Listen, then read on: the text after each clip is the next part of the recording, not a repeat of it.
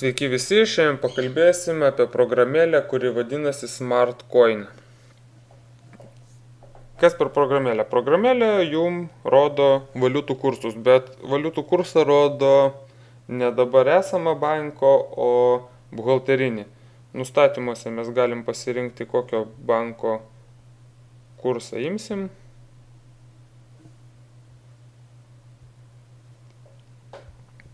Rašom, kiek 258 litai yra dolerių, eurų ir svarų.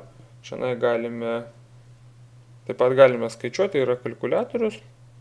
Padalinsim iš 25, padauginsim iš tiek.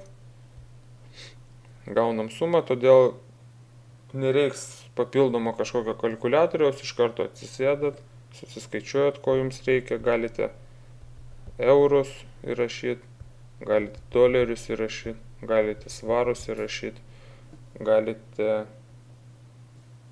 pasirinkti, aš nežinau, kokią nors valiutą, net neįsivaizduoju, kokie ten trumpiniai yra valiutų. Čia yra visokiausios valiutos, Džamaikos doleris, Libijos dinaras, visos pasaulio valiutos surašytos, kuri jums reikalinga, jūs išsirenkat. Ir tą valiutą nutraukus, paspaudus ir palaikius, galime nutempti ten, kur mums reikia. Paspaudėm, nutempėm. Tikrai labai patogi programėlė, jinai vadinasi SmartCoin.